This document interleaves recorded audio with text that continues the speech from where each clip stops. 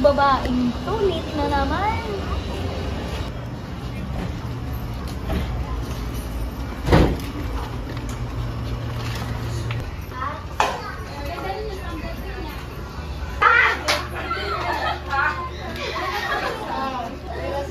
Boy, nandito na pa ng Disney Princess eh. Pasok ka ba dito? Oo. Hi everyone! I miss you! Hi! Kanina pa talaga kita chinachat, ba't ba late ka? Kahit naman dati pa, hindi yan on time pumunta. Oo nga! Kuya, saan ang ugali niyo sa akin? Ayaw ko Talaga. mo. Oo nga pala. Dito ba yun? Dito ka na mo po. Ikaw nga ba si Mr. Right? Ikaw nga ba love of my life? Ikaw nga ba ang icing sa ibabaw ng cupcake ko? Ikaw nga ba si Mr. Right? Yung mo po.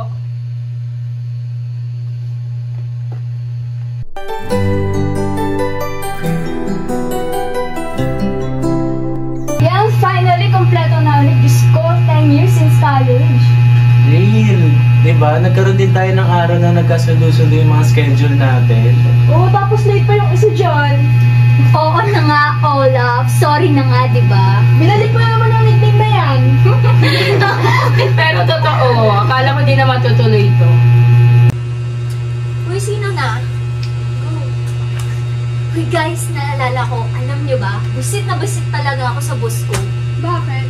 Paano ba naman kasi, di ba mag-birthday sa makalaway asawa niya, and gusto niya mag-perform kaming mga employees Ano niya. perform niyo? Ayun na ang problema. Gusto niya na umacting kami, na sumayaw kami, even kumanta. Di ba ano namang connect nun sa work namin? Ano yan? Performance class niyo sa school? Naalala ko tuloy si Miss Nati. Miss Nati? Oo, yung ano? Si Miss Nati, yung Yung marami magpagawa.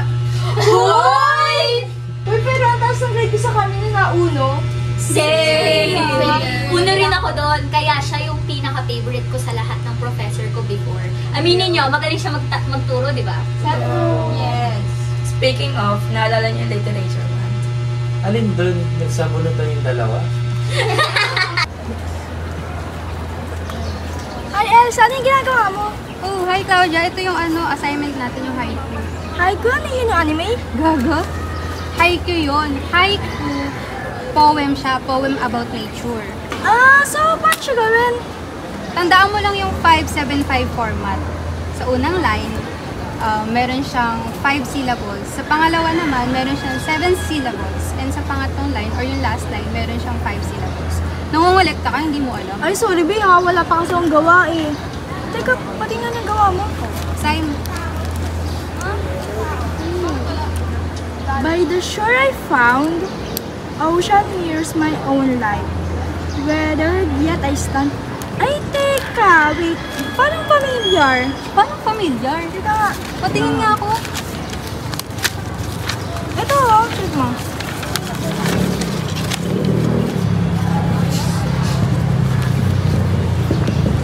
By the shore I found, ocean mirrors my own life. Weathered, yet I stand. Hala! Oo nga, no? Parehas kami. I told you. Kanino ba to? Kay Ana? Teka, asan ba si Ana yan? Hi, Ana. Aray ko, ano ang problema mo? Bakit mo ninakaw yung gawa kong poem? Ano yung sasabihin mo? Wala akong ninanakaw, ah. E di ano yan? Bibinta ka na walang proyo? Bakit magkapareho ka ng gawa? Tingnan mo, oh, parehas na parehas. Pangalan mo nakalagay dito. Magkaparehas tayo. Wala kang pruweba. Magkapareho lang tayo ng gawa. Pareho yung pinapagawa sa atin. Malamang magkapareho yung gawa natin. Ano? Hindi ka ba aamin? Ba't ka nananakit, ha? Eh, nung nabasted si Junjun, naalala nyo? Oo! Ang pangit niya doon! Gumawa-gawa pa siya ng sonnet. Mali-mali naman. Di ba? Alala niyo pa yun? Sobrang awkward mo, girl! Nakatayo lang siya nun. Hi, Miss Chidoy, para sa'yo. There is something that I want to tell you when the first time that I met you. You were the most beautiful girl that I saw. Every time that I go to school, I feel so happy and excited because I will see you again. Now that I am ready to tell the real feelings of mine for you, I am prepared and ready to be with you. For I love you with all my heart, all my life, and all that you do. Ano to? Sonnet para sa'yo. Sonnet ba to? Hindi naman ganito yung sonnet eh.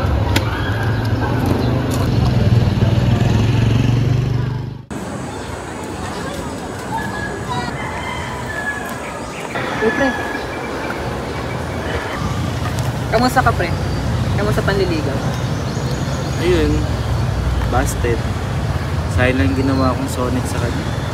O bakit? Ano yung ginawa mo? Ang buko mo naman, pre. Bakit? Prose yung ginawa mo, hindi sonnet. Iba pa ba yun? Kala ko pareho lang yun. Magkaiba yun. Tignan mo. Ang prose ay paragraph form. Ang sonnet ay small lyric o little song. Tsaka ang sonnet, mayroong 14 lines. And each line ay may 10 syllables. Tignan mo yung ginawa mo. Sobra-sobra. Tignan mo. May pa I love you, all my heart, all my love ka pa. Mali ka naman. Kung ako yun, babasa din kita eh. Tignan mo. Bakit pa nasulat mo? Oh, ganda naman ang sulat. Oo, tignan mo. Ang cute-cute mo talaga. Aray naman, sakit.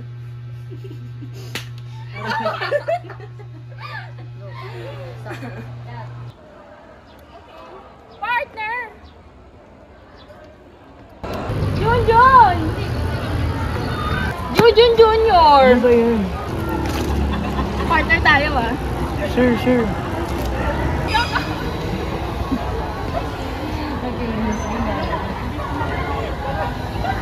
Ate Luca!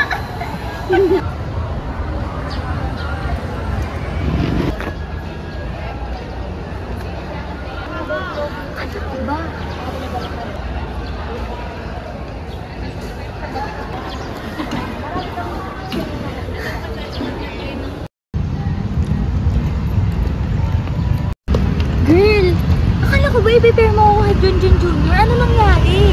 Sorry sis, nabigla din ako. Wala na akong nagawa. Nag-decide na bigla si girlie. Alam mo naman mag-best friend yung dalawang yun eh. Di ba nag-usap naman tayo about that? Wala na akong nagawa. Excuse me lang.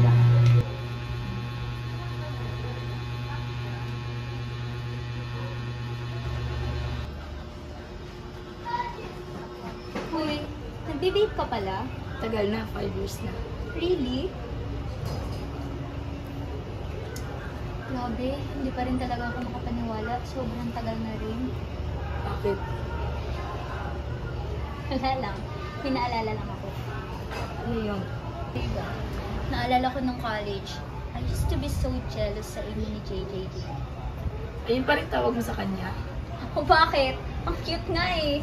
Sure, I close my eyes. Wait, what?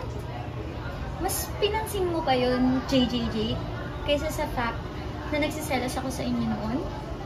Of course, alam ko yun. What? All this time, alam mo? Yup. And I did it on purpose. Because I like you.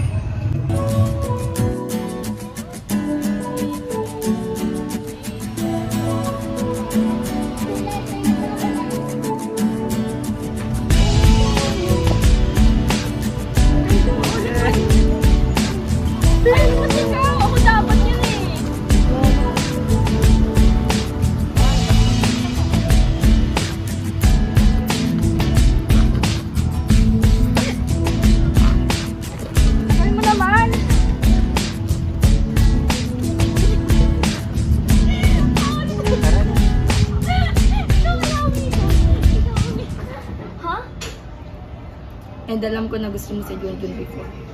And hindi ako sure kung paano nararamdaman ko sa'yo.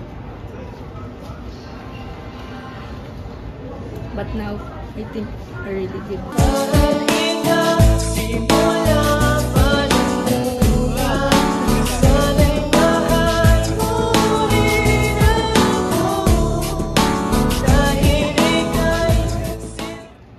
Tara na, pasok na sila eh. Tara guys, picture na tayo. Tara, tara.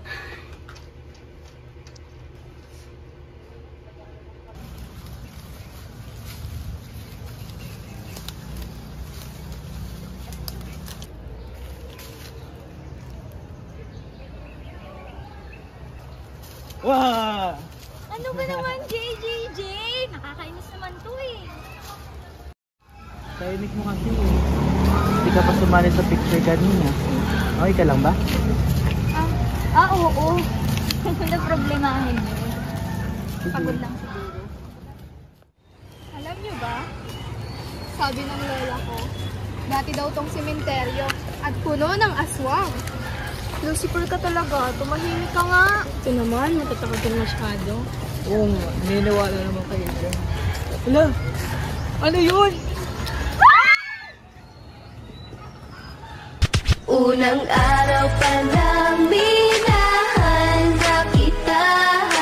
Bakit ba ganito?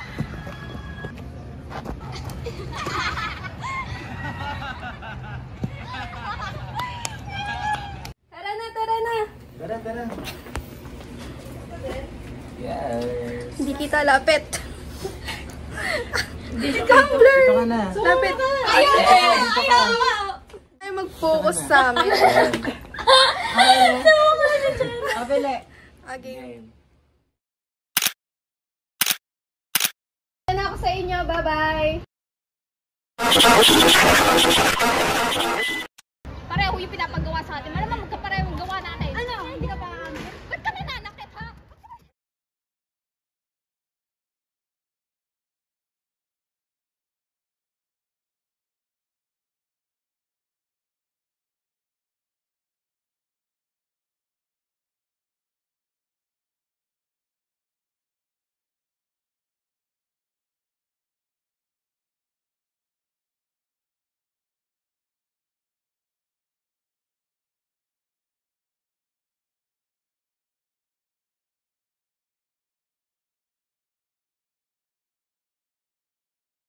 Tapos ka na? Tapos na ako. Bye. Bye!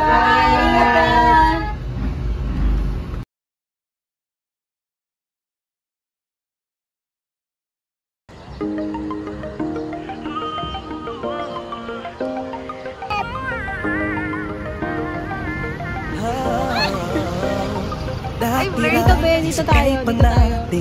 Pinangarap ang lahat, umaawit pa sa hangin. Tamoy araw ang balat. Naaalala ko pa noon, nag-aagawan ng Nintendo.